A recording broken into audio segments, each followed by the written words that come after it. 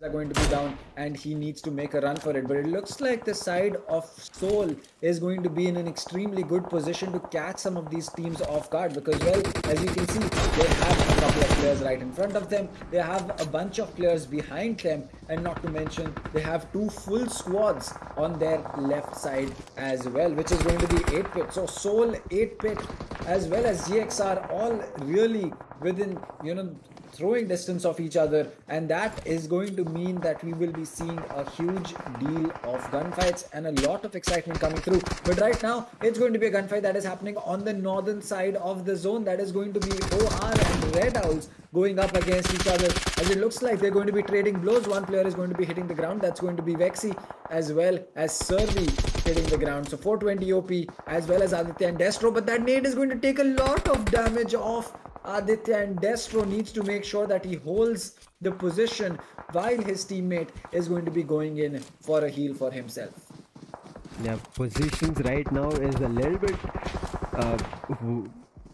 difficult in terms of coming for a victory for a lot of these teams. Red Owl are making it work as the OR's rush is coming through, but I don't think it's going to be for a long because they're trying a lot, but it's not working out. As OR are completely covered and circled the side of Team Red Owl. I think Red Owl are done and dusted for this match of Erangel, and things are not going to look great for them. But right now what I'm worried about is that GE is right on the edge. They're playing at the edge of the play zone and they're just looking forward to hearing a lot of noises, those sprays coming in and trying to capitalize, because if you see right in front of OR screen, it's going to be the side of GE, and if GE try to push this opportunity, they should be able to take down the side of Team OR because they do not have a lot of health available. But GE are looking forward to play with a hard cover, but GE need to move from here because right now in less than 2 seconds the play zone will start crumbling, and you see as soon as it said that they are going to be grabbing vehicles and they're making a run for it because phase 7 hitting, you know the damage is going to be heavy and they need to make a move. And right now the middle of the play zone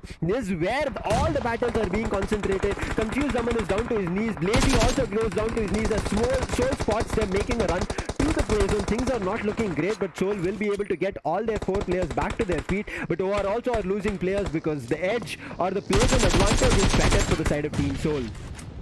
Well, yes, that is definitely true, and not to mention they have excellent cover with themselves because, well, they're inside the house. The only thing that I feel can go wrong at this point of time is a couple of grenades being chucked into their windows, and suddenly that could be something that changes the tide against them. But as far as things go right now, with all the grenades that have been used up by teams like GE, by teams like 8-Bit as well, it seems that it is going to be a little bit difficult for them to just blindly chuck grenades in. And not to mention, some of them don't even have helmets with them. Like, look at 8-Bit Akshat, he doesn't even have a bag, nor does he have a helmet, and the only vest that he has taken about 60 to 70% damage already. So for the side of Soul, this is really the game for them to lose, because if they do not walk away with a win from this particular situation, then it is going to really be unfortunate for them. But it looks like Akshat is going to be hitting the ground, so is going to be Omega, and it's all down to Delta PG to come in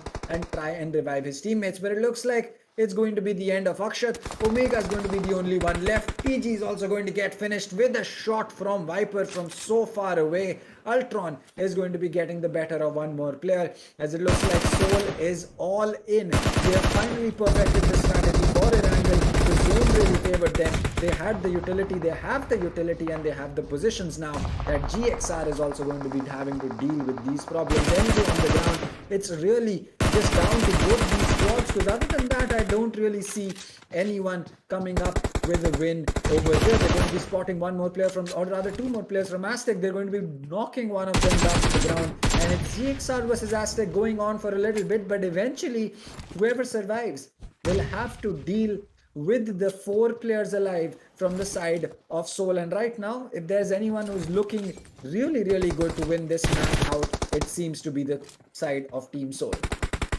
It does, but I'm kind of smiling, or I would be saying giggling on the side, because Aztec is right next to the side of Team GXR. Aztec have not made a single sound. 2 players were hiding inside the shack, but as they're making their way, I think it's done and dusted. Aztec, the sole player surviving, should be going down, but the player from Aztec, he's becoming a casualty in between the fight of GXR as well as the side of Team Soul. But Soul will be able to take down GXR now. They know there's going to be be only one team available for the fight, and they should be able to finish the match very soon. And with the beautiful grenade being tossed, that's going to be finally decisive. Team Soul making a winner chicken dinner on day 3, starting off the map of Erangel. What a beautiful play, holding the, I would say, edge of the play zone, taking